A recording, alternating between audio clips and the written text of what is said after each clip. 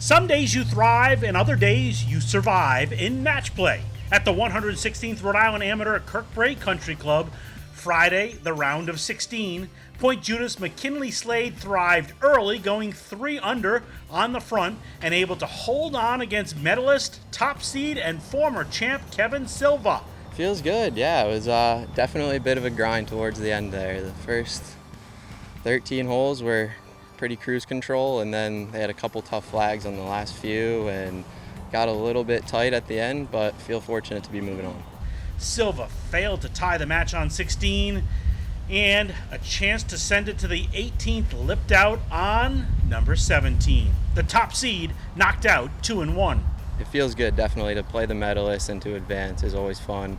You know, Kevin played great. Unfortunately, he had a bunch of putts lip out today. I think he had 4 or 5 lip outs, and luckily I was on the other end of that, and just the way golf goes sometimes. Tom McCormick is one of 3 Kirkbrae members to make it to the quarterfinals. McCormick won his amateur title right here at Kirkbrae 16 years ago. He was able to survive in this year's round of 16 against Lance Gillette, closing it out on the 17th for a 2-1 win. Exhausted. Tough match. Lance is a hell of a competitor, hell of a player. We went back and forth for a while. I did not feel too good in the middle of that round. Just a little bit lightheaded, a little bit dehydrated. It's been a long week. It's been muggy. Tried to fight through it as much as possible, but I give Lance a lot of credit. He gave me everything he had. I gave him everything I had, and I am tired. McCormick and Slade to meet in the quarterfinals. Former champ Bobby Leopold, who needed 19 holes in the round of 32 to survive, thrived on this day, rolling over Kirkbrae's John O'Clair. Leopold much steadier today as he scores the win, 5-4. You know, I just hit a lot of good shots. Didn't really make any putts today, but you know, I think from the fairway, I put a lot of pressure on John, and then, you know, even though I didn't make the ones that I kind of should have felt like I made, like it was nice to at least see some good shots into these greens today. Leopold a chance to play his brother-in-law Tyler Cook in the quarters, but Cook had to get by former champ Brad Valois. Down 1 on 17, Cook comes up just short in his chance to tie the match, and Valois closed it out on 18. It's exciting for me. As of yesterday, it was the first time I won a match in I think 7 years. So for me, it was just exciting to win a match again. It's been after all those years, and it's exciting to get back here. I'm excited for what tomorrow may bring. I know I'm playing a great player in Bobby.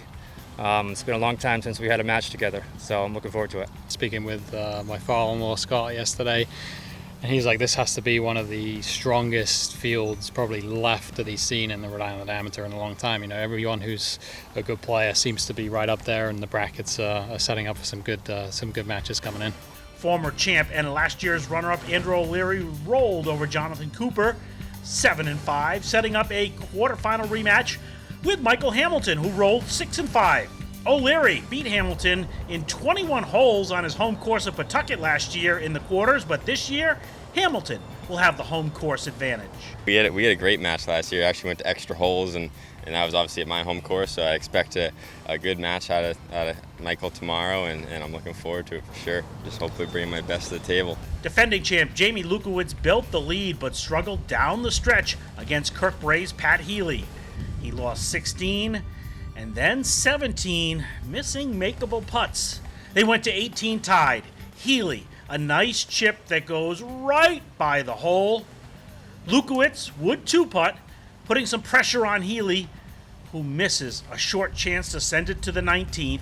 Lulowicz survived and will face Rhode Island Country Club's Harry Dessel in the quarters. Some days you thrive, some days you survive, right? Yeah, today was a tough day. You know, he was 4 under through, I think, 6, and I was 5 under through, I think, 12, and I was 2 up at the time, and, you know, just coming in, just made a couple bogeys, and he made some great up and downs, and unfortunately he ended up, you know, missing that 4-footer on 18. For a complete look at all the scores and brackets, make sure you visit rigalinks.org. I'm Don Coyne reporting.